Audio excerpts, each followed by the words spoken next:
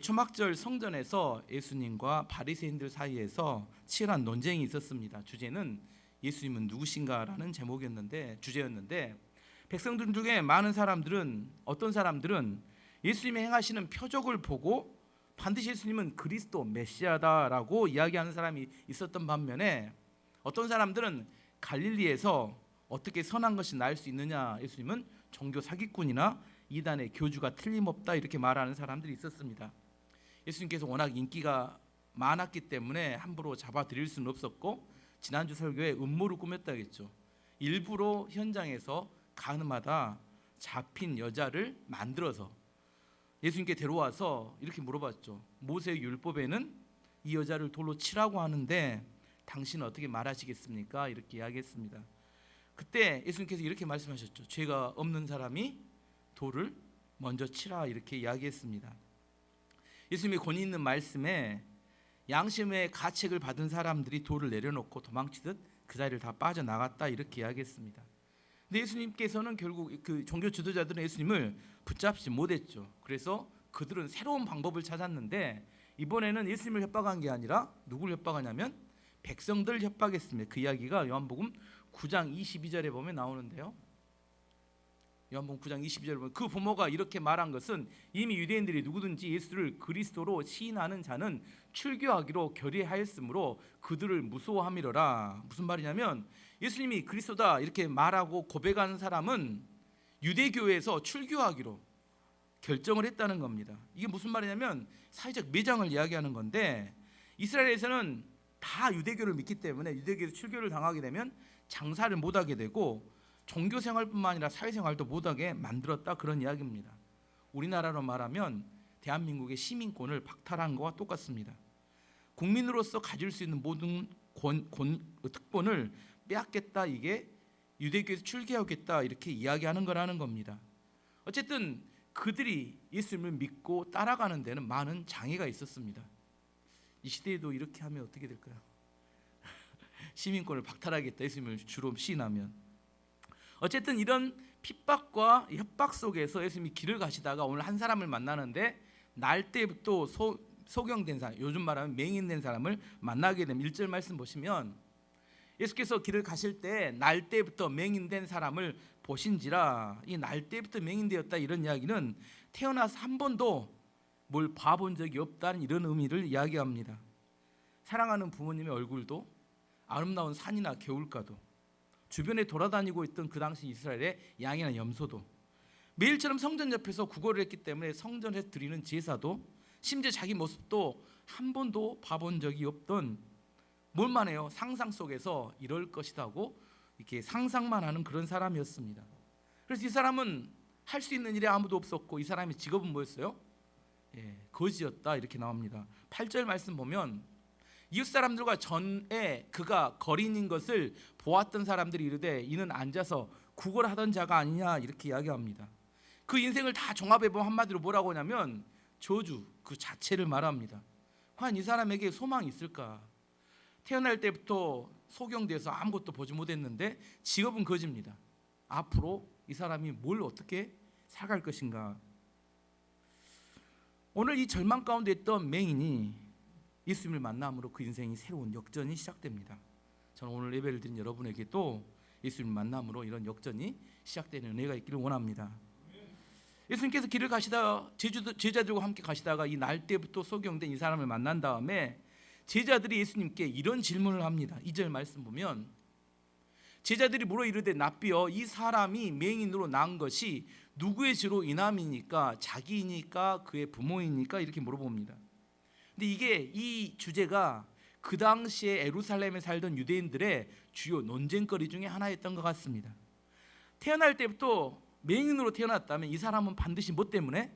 죄가 있을 것이다 이렇게 생각하고, 그렇다면 누구의 죄냐? 자기 죄냐? 부모의 죄냐? 이게 그 당시에 사람들의 논쟁거리 중에 하나였습니다. 지금으로 우리식으로 표현하면 이런 겁니다. 지금 우리에게 찾아온 경제적 어려움이 있다면 이건 누구 죄 때문이냐 이렇게 물어보는 겁니다. 지금 겪고 있던 자녀들의 어려움이 있다면 이게 누구 죄 때문이냐 이렇게 물어보는 건 똑같아요. 지금 힘들어서 힘들게 치료하고 있는 질병이 있다면 이건 누구 죄 때문이냐 하고 물어보는 건 똑같아요. 그 당시에 유대교의 유대인들의 생각은 누구에게나 발생한 고난과 어려움은 반드시 누군가에 숨어있는 죄 때문에 발생한다고 생각해서 빨리 좋게 이야기해, 무슨 죄를 지었어 이렇게 이야기하는 정죄하는 문화가 그 시대의 문화였어요. 이걸 율법주의 사회의 특징이라고 말합니다. 하지만 예수님은 전혀 다른 생각을 하셨습니다. 3절 말씀 보면 예수께서 대답하시되 이 사람이나 그의 부모의 죄로 인한 것이 아니라 그에게서 하나님이 하시는 일을 나타내고자 하심이라. 그 사람이 날 때부터 맹인된 것은 누구 죄 때문에 그렇게 된 게 아니라 뭐 때문에 됐다고요? 하나님이 하시는 일을 드러내기 위해서, 다른 의미로 보면 하나님의 영광을 드러내기 위해서 맹인이 되었다 이렇게 말하는 겁니다. 하나님의 영광을 위해서 경제적 어려움이 찾아온 것이고, 하나님의 영광을 위해서 질병이 발생한 것이고, 하나님의 영광을 위해서 가정의 문제가 발생한 것이다 이렇게 해석을 해주었습니다. 같은 사람과 같은 상황을 바라보지만 해석이 전혀 달라요. 누구의 죄 때문인가라고 생각하는 원인을 찾는 사람은 뭘 찾냐면 그 사람의 과거를 뒤집니다. 왜냐하면 과거에 죄가 있기 때문에. 반대로 하나님의 영광을 위한 목적을 찾는 사람은 과거가 아니라 그 사람의 미래를 바라봅니다. 과거를 바라보면 사람은 절망하게 됩니다. 과거 뒤져서 좋을 사람이 아무도 없어요. 반면에 미래를 바라보면 희망과 소망을 갖게 됩니다. 예를 들어서 욥기에 나오는 욥의 예를 한번 들어보면, 욥은 어느 날 갑자기 엄청난 재앙이 그에게 쏟아졌어요. 모든 모아놓았던 재산이 한꺼번에 약탈을 당합니다. 모든 자식들이 갑자기 사고로 다 죽습니다. 그리고 온몸에는 종기가 나서 하루 종일 질그릇에 그릇으로 몸을 뜩뜩 긁고 있어요. 게다가 아내는 뭐라고요? 하나님을 욕하고 죽어버리라고 저주하고 떠나버립니다. 잘된 일인가 이게. 그리고 마지막으로 친구들이라고 찾아와서 뭐라고 하냐면, 야, 이런 재앙은 절대로 죄가 없으면 일어나지 않아. 빨리 네 숨겨놓은 죄 이야기해. 이렇게 정죄합니다. 오늘 본문에 나오는 누구 죄 때문에 이 맹인이 되었는지 이렇게 생각하는 사람들과 똑같은 시각으로 친구들이 욥을 추궁하고 회개를 촉구하는 이야기를 합니다. 욥이 이런 총체적인 어려움, 자기 인생에 다가온 경제적인, 가정적인 여러 가지 어려움 중에 그가 깊게 하나님께 묵상한 다음에 이런 믿음의 고백을 합니다. 위대한 믿음의 고백입니다.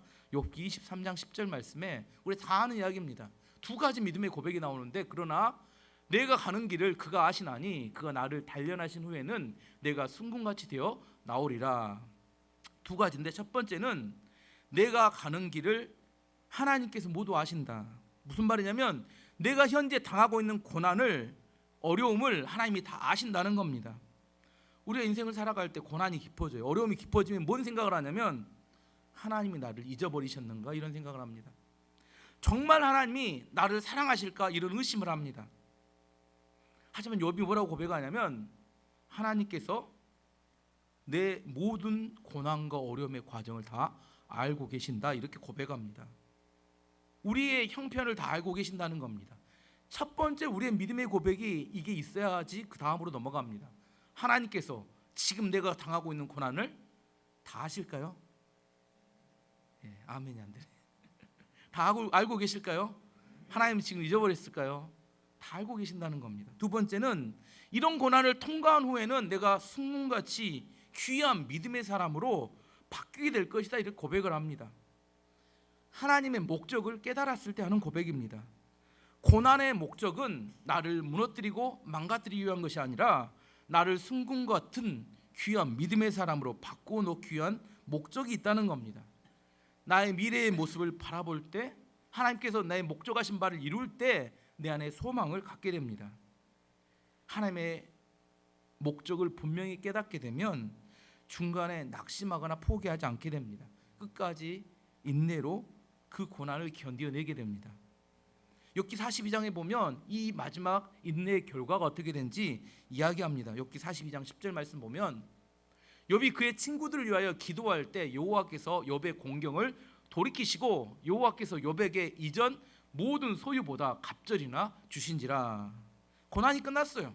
고난이 끝난 다음에 하나님이 주셨던 축복은 그가 가졌던 그 전에 고난 이전의 모든 소유보다 2배의 물질적인 축복을 주셨다. 그 이후에도 뭐 건강의 축복이나 자녀들의 축복도 2배 이상을 주셨다고 성경은 기록합니다. 다른 예를 하나 들어보면 요셉 이야기를 생각할 수 있어요. 요셉은 어린 시절에 아버지의 특별한 사랑을 받으며 채색 옷을 입고 자랐습니다. 근데 누가 질투를 해요? 형들이 질투를 해서 이스마엘 상인들에게 팔아서 결국 그는 애굽 보디발의 노예로 되고 맙니다. 그때가 요셉이 몇 살이었냐면 17살이었어요.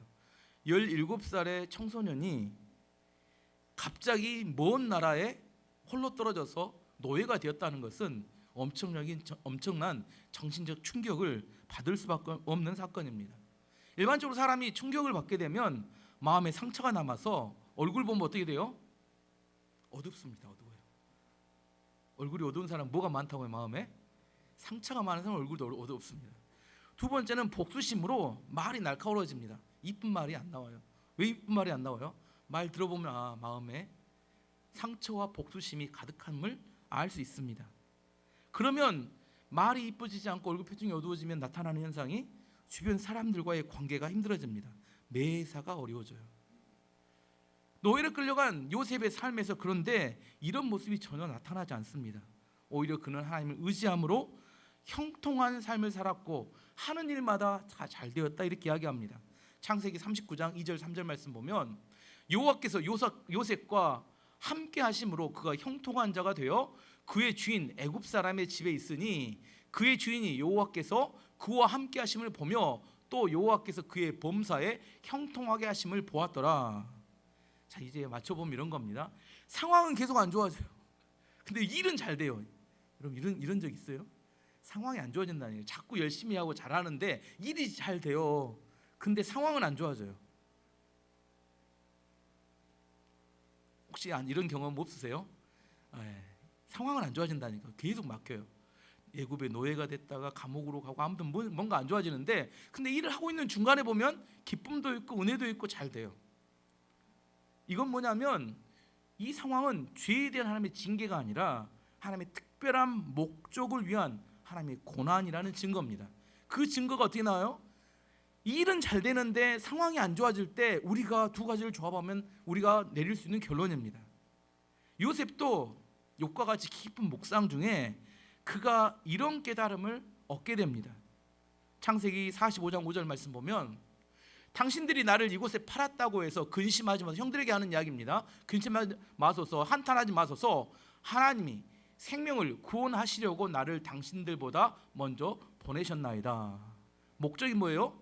생명을 구원하시려고. 창세기 45장 8절에 한 번 더 이야기합니다.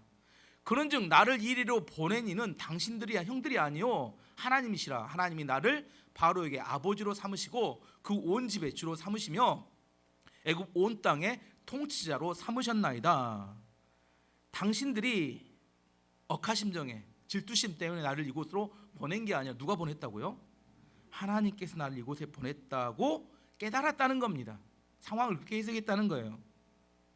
형들의 죄 때문에 내가 노예가 되었습니다 이렇게 이야기하는 게 아니라 생명을 구원하기 위한 하나님의 목적 때문에 내가 이곳에 오게 되었습니다 이렇게 이야기합니다. 이런 해석과 관점이 있을 때 그 마음의 상처나 복수심에서 벗어날 수 있게 됩니다. 우리는 중요한 것은 첫 번째 오늘 이 사건을 통해서 예수님의 시각을 배워야 합니다.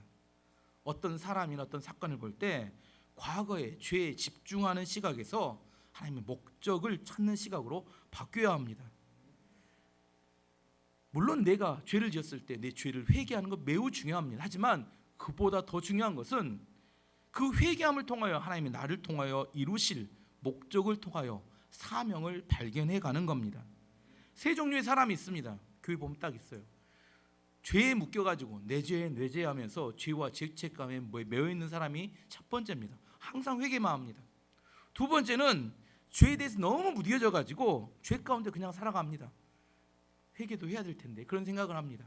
세 번째는 예수 그리스도의 보혈의 피로 죄를 회개하고 하나님의 영광 가운데 헌신하며 자기 사명을 발견하고 살아가는 사람입니다. 여러분에게 오늘 예수 그리스도의 보혈의 피를 의지하여 회개하고 하나님의 사명을 발견하는 시간이 되기를 원합니다.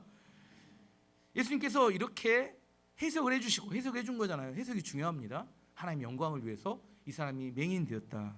그리고 이 사람에게 다가가서 아주 특이한 방법으로 이 맹인의 눈을 고쳐줍니다. 6절 7절 말씀 보시면 좋아하지 않을 수 있는데 이 말씀을 하시고 땅에 침을 뱉어 진흙을 이겨 그의 눈에 바르시고 이르시되 실로암 못에 가서 씻으라 하시니 실로암 번역하면 보냄을 받았다 하는 뜻이라 이에 가서 씻고 밝은 눈으로 왔더라. 예수님께서 보통 이렇게 잘 안 하시는데 땅에다 침을 탁 받으셨어요. 우리나라도 침 받는 거 별로 좋게 생각하지 않잖아요. 그리고 손으로 이렇게 진흙을 딱 짓이시더니 눈에다 이렇게 시멘트 바르듯이 양쪽 눈에다 이렇게 바르셨어요. 그리고 실로암 못에 가서 씻어라 이렇게 말씀하셨습니다. 왜 그러셨을까? 다른 성경 보면 다른 맹인은 이렇게 고치지 않으셨어요. 마가복음 10장에 보면 여리고의 맹인이었던 바디메오를 고치는 때는 말씀으로만 그냥 고치셨어요. 마가복음 10장 51절 52절 보면 예수께서 말씀하여 이르시되 내가 무엇을 하여 주기를 원하느냐 맹인이 이르되 선생님이여 보기를 원하나이다. 예수께서 이르시되 가라 내 믿음이 너를 구원하였느니라 하시니 그가 곧 보게 되어 예수를 길에서 따르니라. 너무 간단했어요. 말로 내 믿음이 너를 구원하였다 하는 말씀과 함께 고침을 받았습니다.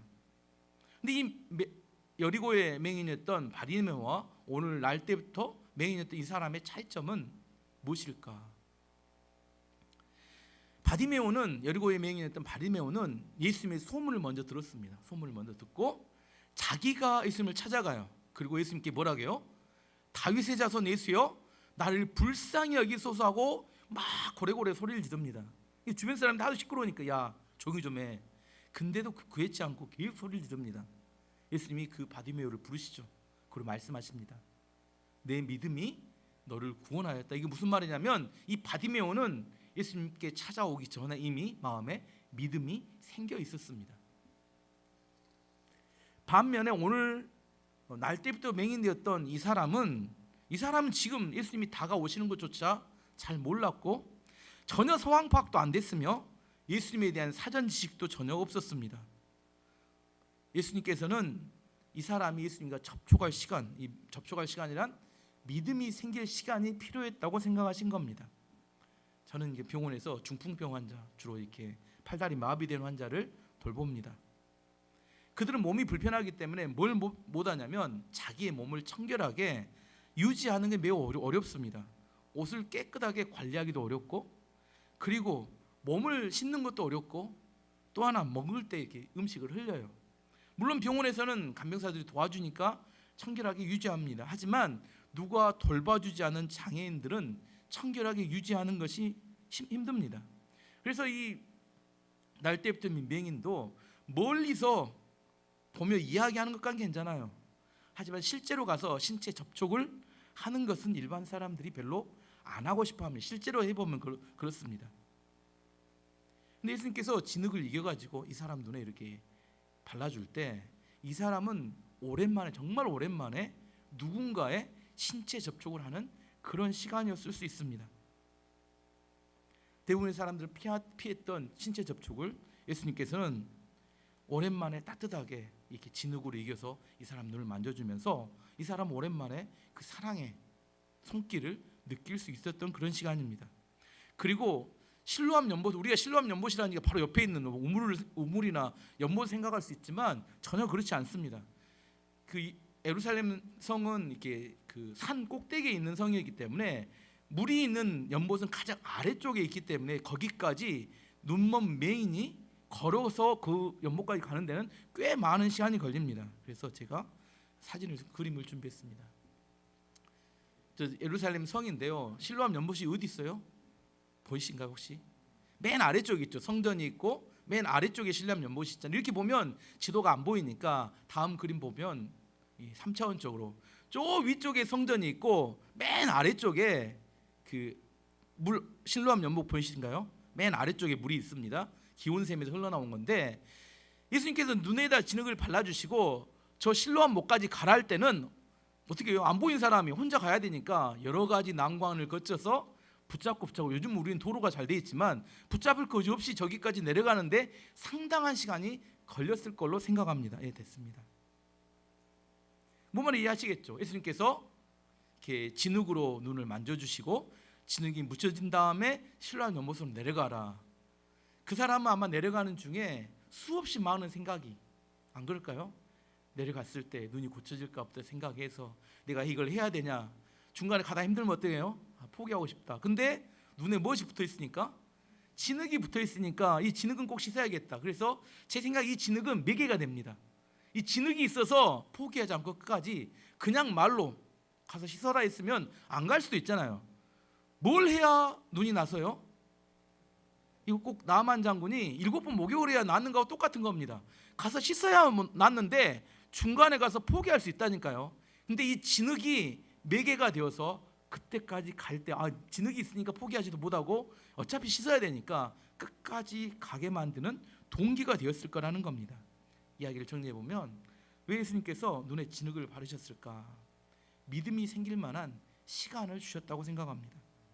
예수님의 따뜻한 손길에 접촉이 있었고 진흙을 제거하기 위해서 가는 동안에 포기하지 않고 끝까지 가게 되는 믿음의 과정이 있었습니다. 이 진흙은 그래서 우리가 볼 땐 더러울 수 있겠지만 이 맹인에게 있어서는 그의 눈높이를 맞춰서 믿음의 반응을 할 수 있도록 도우셨던 예수님의 배려일 수도 있습니다. 어쨌든 이 사람이 힘들었지만 실로암 연못에 내려가서 진흙을 이렇게 물로 이렇게 씻었어요. 근데 놀라운 변화가 나타났습니다. 한 번도 보지 못했던 이 사람 눈에 드디어 상상만 했던 그 연못의 모습이 드러났고 주변에 있던 나무를 보게 되고 주변에 걸어다니는 사람을 보게 되고 자기 자신의 모습을 보게 되었습니다. 그는 날 때부터 맹인이라는 저주에 걸렸는데 저주가 풀리는 순간이었고 이 맹인이 느꼈던 그 감동은 아마 이루 말할 수 없는 감동이었을 거라고 생각합니다. 우리나라 군대에 가면 군가는 아닌데 군가처럼 부르는 노래가 있죠. 뭐예요? 실로암이라는 노래. 원래는 느린 박자에, 군대 안 가서 잘 모르시구나. 느린 박자에 맹인이 눈을 뜬 감동을 노래하는 곡인데 우리나라는 믿는 사람이 믿지 않는 사람이건 군가처럼 빠르게 부르면서 같은 동작을 하면 또 액션도 있어요. 제가 해드릴 수 없지만 마지막 후렴에 뭐라고 하냐면 오 주여 당신께 감사하리라 실로암 내게 주심을 갖게 전투 이렇게 합니다. 나에게 영원한 이 꿈 속에서 깨이지 않게 하소서. 이건 그냥 군가예요. 이게 의미가 있는 건 아닌데 거기에 음을 붙이고 행동을 맞추어서 그냥 모두 다 부르는 일반적인. 그래서 군대를 갔다 온 사람들은 무조건 논산에서 이 노래를 배워갖고 옵니다. 왜냐하면 그냥 부르니까 행군하다도 부르고 그냥 불러요. 아마 믿는 사람들에게는 아마 은혜가 많이 되는 시간이었을 거라고 생각합니다. 하여튼 이 맹인에게 있어서 예수님 만남으로 꿈에도 소원이었던 눈을 뜨는 기적을 체험하게 됩니다. 오랜 시간 동안 이 사람은 예루살렘에서 구걸을 하던 사람이었기 때문에 예루살렘에서 꽤나 유명한 사람이었던 것 같아요. 꽤나 유명하다는 것은 알려졌던 사람. 그 자리에서 항상 구걸하는 거지였는데 근데 이 사람이 다 아는 사람인데 구걸했던 사람인데 눈을 뜨게 되니까 예루살렘 사람들 사이에서 이 거지가 눈 떴던 것 때문에 또 새로운 논쟁이 시작됩니다.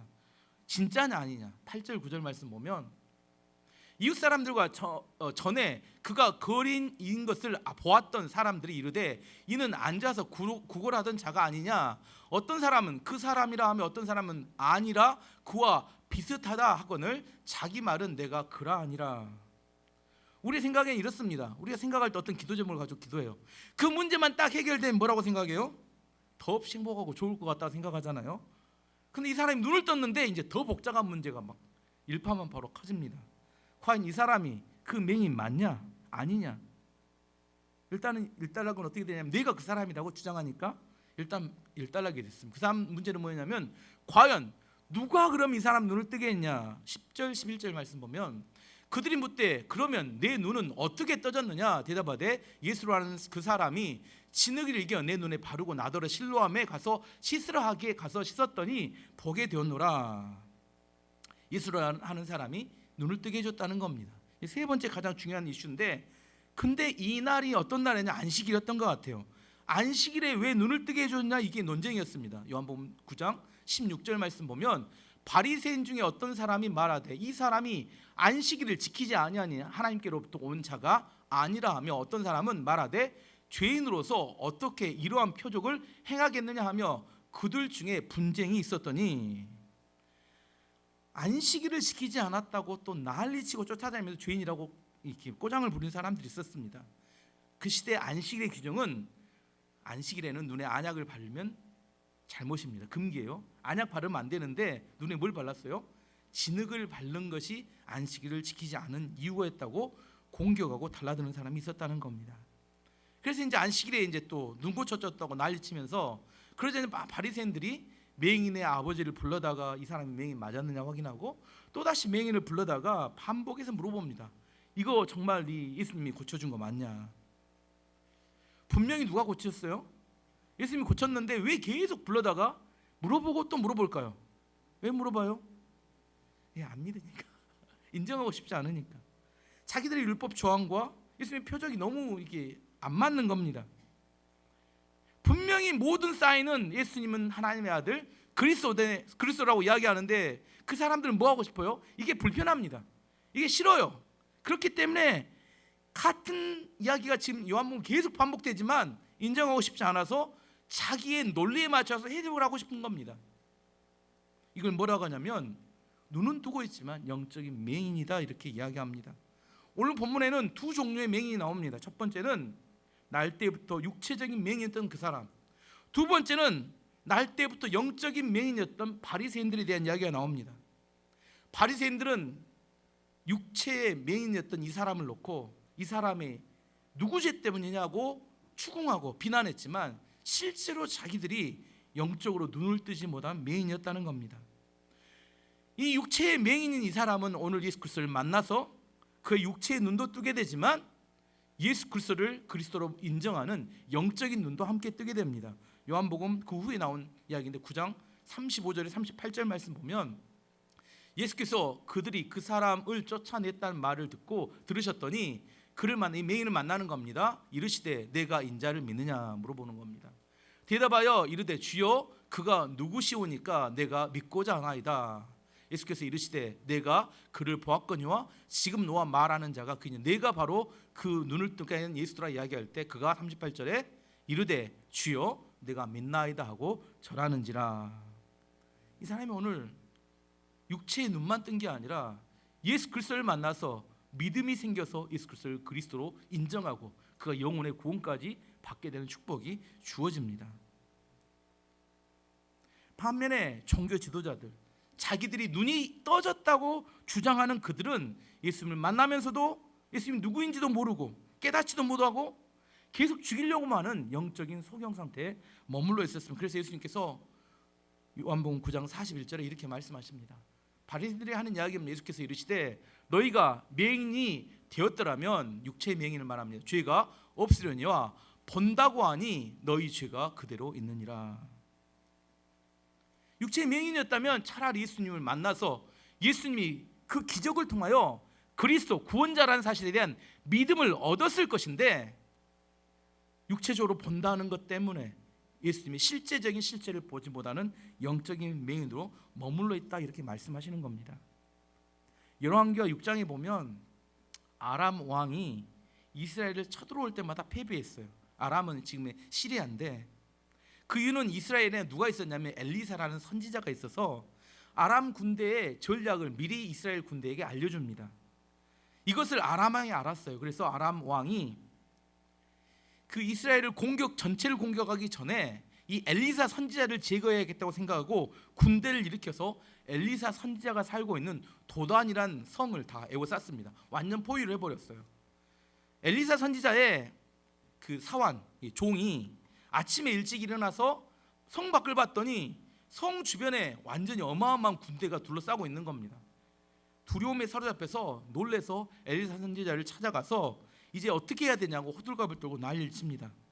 그때 엘리사 선지자가 이렇게 사환에게 이야기합니다. 지금 아람 군대보다 더 많은 하나님의 불말과 불병거가 그들을 둘러싸고 있으니까 두려워하지 마라 하고 엘리사 선지자가 기도해서 사환의 영적인 눈을 뜨게 해주고 아람 군대의 육체의 눈을 멀게 만들어 버립니다. 그 이야기가 열왕기하 6장 17절 18절에 나오는데 기도하여 이르되 여호와여 원하건대 그의 눈을 열어 보게 하옵소서 하니 여호와께서 그 청년의 눈을 여심해 그가 보니 불말과 불병거가 산에 가득하여 엘리사를 둘렀더라. 아람 사람이 엘리사에게 내려오매 엘리사가 여호와께 기도하여 이르되 원하건대 저 무리의 눈을 어둡게 하옵소서 하매 엘리사의 말대로 그들의 눈은 어둡게 하신지라. 참 우리 교회 모든 성도들이 영적인 눈이 열리기를 원합니다. 엘리사 선지자가 기도하였듯이 영적인 눈이 갇힌 사람이 있고 열린 사람이 있습니다. 세상의 군대보다 더 많은 하나님의 군대가 우리를 지키고 있는 걸 보기를 원합니다. 예수 그리스도가 진짜 우리의 구원자이고 메시아라는 사실을 깨닫기를 원합니다. 2019년 10월 4일에 중앙일보에 나온 기사입니다. 미국 텍사스 지방법원에 18살 먹은 브렌트 진이라는 흑인 남성이 자기 형을 쏴서 죽인 백인 여자 경찰관을 용서해주고 안아주었다는 사건입니다. 여자 경찰관은 3층에 살고 있었대요. 3층에 살고 있었는데 실수로 4층에 가서 물려고 들어갔더니 자기 집이 아니니까 거기 흑인이 살고 있었는데 흑인이 소파에 앉아서 TV를 이렇게 리모컨을 돌리고 있더래요. 그 여자 경찰관은 생각하기에 이 흑인이 자기 집에 불법 침입을 했다고 생각하고 바로 총을 꺼내서 쏴서 죽여버렸습니다. 근데 이게 그 당시에 인종차별, 그 흑인은 유능한 회계사였고 인종차별 문제로 이렇게 이슈가 돼서 전국에 이렇게 방송이 되었고 그 재판이 이슈가 됐습니다. 그때 그 동생 18살 브렌트 진이 그 여자 경찰관에게 눈물을 흘리면서 했던 이야기가 있습니다. 이렇게 이야기했다고 합니다. 당신이 진정으로 뉘우친다면 용서하겠다. 또 하나님께 돌아온다면 하나님께서 당신을 용서해 달라고 기도하겠다. 그리고 당신을 다른 누구와 마찬가지로 사랑한다. 당신이 그리스도에게로 돌아온다면 형 보톰이 바라는 최상에 이를 것이다. 그리고 판사에게 이렇게 요구했다고 합니다. 가능할지 모르겠지만 제가 그녀를 안아볼 수 있도록 해줄 수 있습니까? 판사가 허락했고 둘은 1분 정도 껴안은 채로 있었고 법정에서는 흐느끼는 소리와 오일하는 소리가 들렸다고 합니다. 그 판사도 눈물을 흘렸다 이렇게 기사에는 적혀 있었습니다. 이게 복음의 능력입니다. 이게 영적인 눈을 뜬 사람들의 삶의 모습입니다. 요즘 대한민국의 지도자들, 정치인, 경제인들은 서로 공격하기에 너무 바쁩니다. 심지어 같은 안에서 계파만 다르면 서로 공격합니다. 서로의 치부를 드러내기에 너무 바쁩니다. 지금 한국에 우리에게 가장 필요한 게 뭘까 생각해 보면 나누어진 국민들의 마음을 어루만져주고 하나가 되게 만드는 그런 지도자가 필요하다고 생각합니다. 자기의 이익을 위해서 상대를 무차별하게 공격하는 거 맞는 말 하는 겁니다. 하지만 반대를 위한 반대, 공격을 위한 공격이 난무하는 이 시대 가운데 다 마음들이 나누어져 있습니다. 소망을 발견하기 어렵습니다. 정말 지금 대한민국에 필요한 것은 예수님의 용서와 사랑입니다. 악한 마귀의 공격의 무기는 딱 하나입니다. 비난과 정죄. 처음에도 이야기했지만 비난과 정죄로 세상이 좋아지지는 않습니다. 세상이 뭐라고 해도 교회가 용서와 사랑의 꿈을 포기하면 안 됩니다. 교회는 이 꿈을 통하여 세상의 축복의 통로가 되어야 합니다. 오늘 날 때부터 맹인됐던 이 사람은 절망 가운데 있었어요. 절망 가운데. 예수님께서는 그에게 희망과 소망을 심어 주셨습니다. 지금 우리에게도 필요한 게 사실은 희망과 소망입니다. 어느 누구도 희망과 소망을 이야기하지 않아요. 뉴스를 틀면 뭔 이야기만 나와요? 안 된다, 힘들다, 끝났다, 절망이다. 그거 보고 있으면 정말 절망이 옵니다. 금리는 올라가고 부동산은 폭락하고 주식도 폭락하고 안 되는 이야기. 앞으로 어떻게 먹고 살 것인가. 정말 젊은 아이들에게 소망이 있다, 살만한 가치가 있다고 이야기해주는 어른들이 없어요. 힘들다, 어려우니까. 그렇게 되면 어떻게 돼요? 다 움츠러들어서 자기 욕망과 탐욕을 위해서 살아갈 뿐입니다. 마지막 결론으로 18세기의 철학 중에 계몽주의 철학이라는 게 있어요.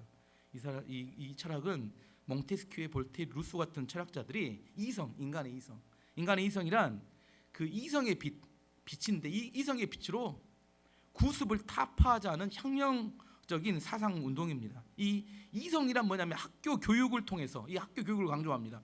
학교 교육을 통해서, 그 교육을 통해서 이성을 발달시키면, 그래서 구습, 특별히 왕정이나 종교 같은 구습에서 그것을 물리치고 벗어나는 운동입니다.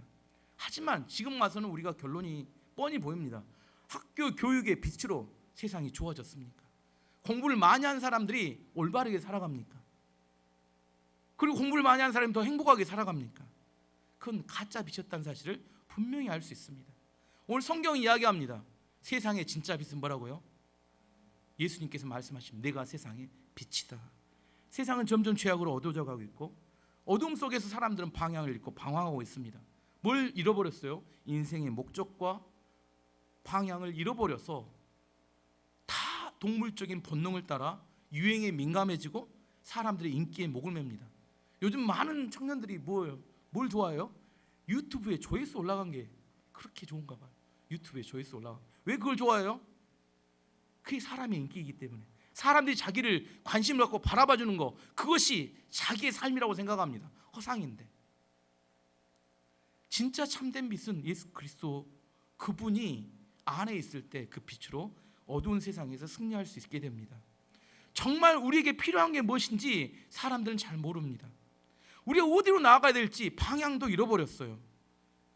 정말 진정한 안식과 자유가 무엇인지도 조차도 잘 모릅니다. 예수 그리스도는 오늘도 우리에게 말씀하십니다. 내가 세상의 빛이다. 그 빛 아래로 들어갈 때 우리는 어두웠던 영적인 눈이 띄게 되고 진짜 우리가 무엇을 위해서 어떻게 살 것인가에 대한 정확한 방향을 잡고 우리 인생을 살아갈 수 있게 됩니다. 저는 여러분에게 물어볼게요. 여러분 미래가 지금보다 더 좋아질 거라고 생각하십니까? 예수 그리스도 안에 있으면 절망이 아닌 희망을 붙들 수 있습니다. 하지만 예수 그리스도 빛 벗어나면 정죄와 비난 속에 미래는 소망이 아니라 절망처럼 느껴집니다. 오늘도 우리 안에 예수 그리스도의 빛이 비춰지기를 원하고 우리 그 소망을 따라 사람들에게, 절망하는 사람들에게 그 복음의 빛을 알리는 믿음의 교회가 되기를 축원합니다.